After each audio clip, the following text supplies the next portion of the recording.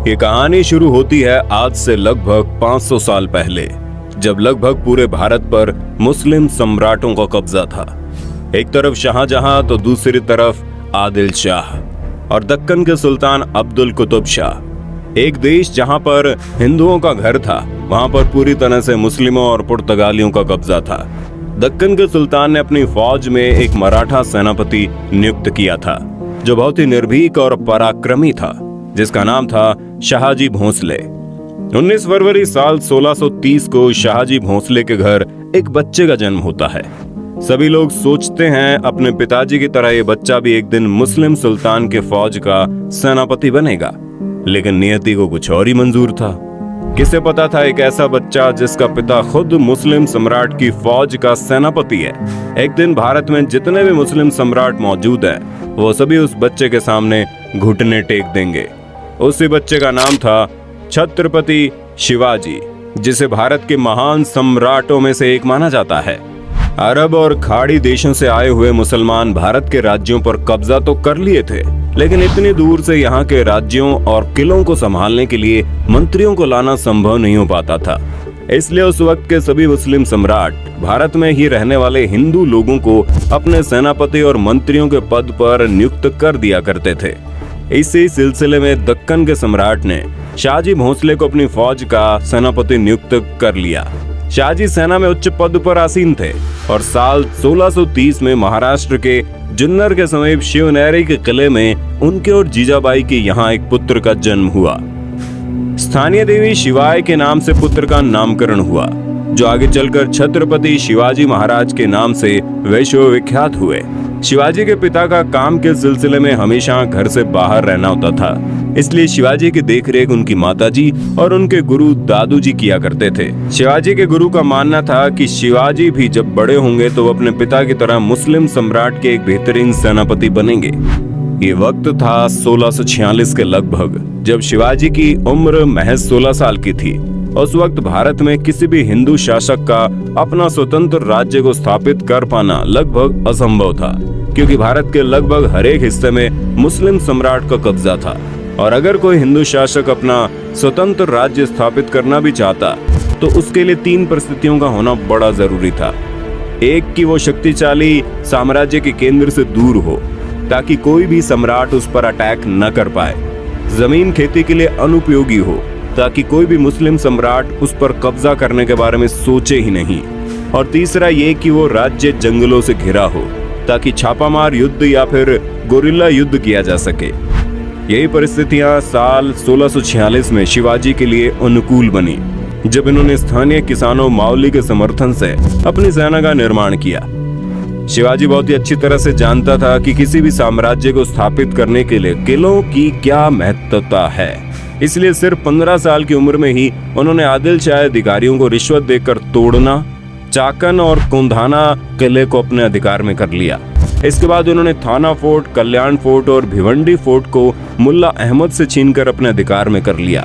इन घटनाओं ने आदिल शाही साम्राज्य में हड़कंप मचा दिया कि आखिरकार ऐसा कौन आ गया जो मुस्लिम सम्राट किस साम्राज्य में दखल अंदाजी कर रहा है। जैसे उन्हें पता चला कि ये काम कोई और नहीं बल्कि शाहजी भोंसले का बेटा शिवाजी कर रहा है। शिवाजी को रोकने के लिए उनके पिता को गिरफ्तार कर लिया गया।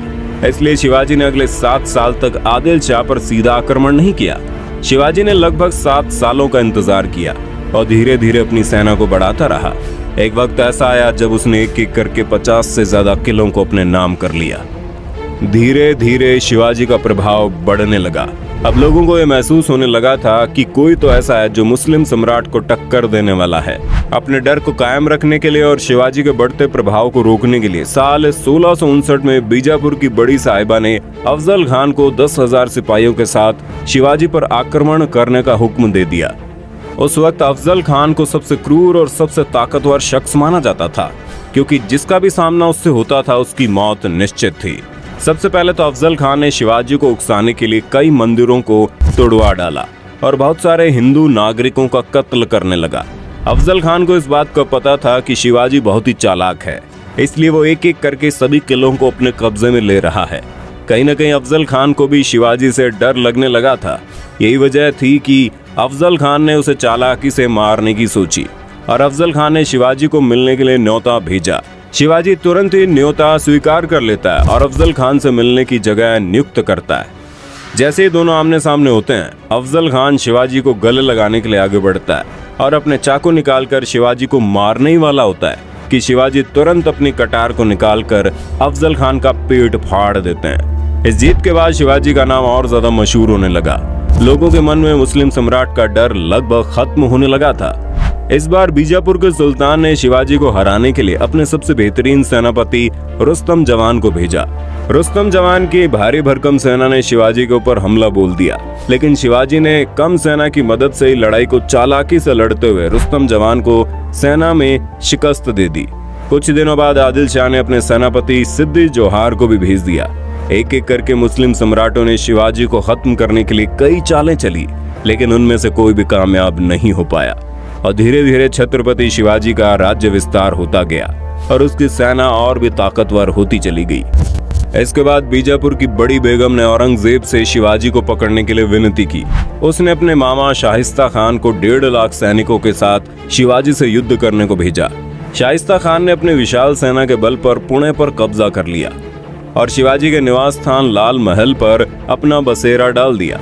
शिवाजी ने चालाकी से अपने 400 सिपाहियों को साथ शादी के बारातियों के वेश में पुणे में प्रवेश कर लिया और रात के समय उन्होंने सीधे शाहिस्ता खान के ऊपर खतरनाक हमला बोल दिया। शाहिस्ता खान ने जैसे ही देखा उनका सामना छत्रपति शिवाजी से हो रहा है, वो डर के मारे खिड़की से कूदकर अपनी जान बचाकर भागने लगा, लेकिन शिवाजी की तलवार के खतरनाक वार से बच नहीं पाया। हालांकि शाहिस्ता खान जिंदा तो बच गया, लेकिन उसके हाथ की उंगलियां शिवाजी की तलवार से कट गई, जिसकी वजह से उसकी बहुत बेइज्जती हुई। अब तक शिवाजी का साम्राज्य विस्तार बेहद ज्यादा हो गया था और उसकी सेना लगातार हो रही जीत की वजह से बेहद जोश में थी। शिवाजी ने साल 1664 तक कई मुगल सल्तनत पर हमला करके उसको तहस नहस कर डाला, जिसके बाद साल 1664 में औरंगजेब आग बबूला होकर 60 वर्षीय राजपूत सेनानायक मिर्जा राजा जयसिंह को अपने 1.5 लाख सैनिकों के साथ शिवाजी से लड़ने के लिए भेजते हैं। इस युद्ध में शिवाजी की हार हुई और उसे अपने खजाने से ढेर सारा पैसा हार के हर जाने के रूप में देना पड़ा। उन्हें अपने 9 वर्ष के पुत्र संभाजी के साथ आगरा जाना पड़ा। शिवाजी को नियंत्रित रखने के लिए पहले यह तय हुआ कि उन्हें मुगल दरबार में कोई पद दिया जाए, लेकिन औरंगजेब ने फैसले को बदलकर शिवाजी को घर में कैद करने का आदेश दे दिया। औरंगजेब नहीं जानता था कि यह गलती आगे चलकर बहुत महंगी पड़ेगी। शिवाजी ने पहले बीमारी का बहाना बनाया और अपने स्वास्थ्य को ठीक करने के आशीर्वाद के लिए साधु संतों और फकीरों को रोजाना मिठाई और उपहार भेजने की इच्छा जताई। एक दिन वो खुद श्रमिक के भेष में सामान के डिब्बे में संभाजी को छुपाकर बाहर निकाला। वो मथुरा, काशी, गया, पुरी के बाद गोलकुंडा और बीजापुर होते हुए रायगढ़ पहुंच गया। साल 1670 तक शिवाजी ने कई लड़ाइयां लड़ते हुए 4 महीनों के भीतर अपने राज्य का बड़ा हिस्सा मुगलों से वापस स्वतंत्र करा लिया। 1671 से 1674 तक औरंगजेब ने भरसक प्रयास किया कि कैसे भी करके शिवाजी को अपने अधीन कर लिया जाए, लेकिन वह ऐसा करने में पूरी तरह से असफल रहा। अपने उत्तम योद्धाओं जैसे दाऊद खान और मोहब्बत खान को शिवाजी से लड़ने के लिए भेजा, लेकिन सबको मुंह की खानी पड़ी। इसके साथ ही साल 1672 में अली आदिल शाह की मृत्यु हो गई और बीजापुर में 6 जून 1674 को हिंदू परंपराओं के साथ शिवाजी का राज्याभिषेक किया गया। वो मराठा के राजा बने और कई सदियों के अंतराल के बाद हिंदू रीति रिवाजों, तिलक, जनेऊ और वेदों के उच्चारण के बीच किसी राजा का राज्याभिषेक संपन्न हुआ। शिवाजी की महानता सिर्फ उनकी बहादुरी और युद्ध कौशल में नहीं थी, बल्कि वो एक योग्य प्रशासक भी थे। वो उस वक्त का इकलौता ऐसा राजा था जिन्होंने धर्म के आधार पर कभी किसी के साथ पक्षपात नहीं किया। उनके कई अधिकारी, यहाँ तक कि उनके व्यक्तिगत अंग रक्षकों में कुछ मुसलमान भी थे। उन्होंने कभी किसी नारी का निरादर नहीं किया, यहाँ तक कि युद्ध में हारे हुए दुश्मनों की स्त्रियों को भी सम्मान सहित वापस भेज देते थे। गोरिल्ला युद्ध, किलों का उपयोग और नौसेना का निर्माण भारत में पहली बार शिवाजी ने ही कराया था।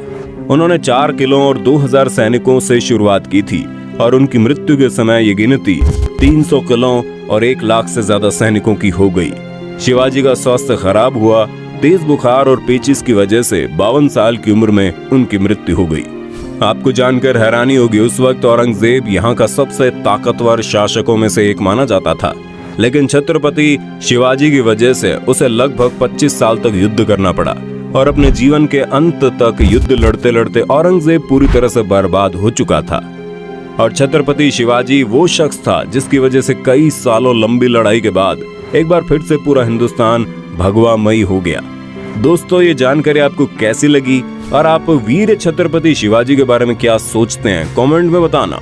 वीडियो अच्छी लगी तो लाइक कीजिए, चैनल को सब्सक्राइब करके बेल आइकन दबा देना, क्योंकि the earth adventure in Hindi की टीम आपके लिए हर रोज ऐसे इंटरेस्टिंग वीडियोस लाती रहती है।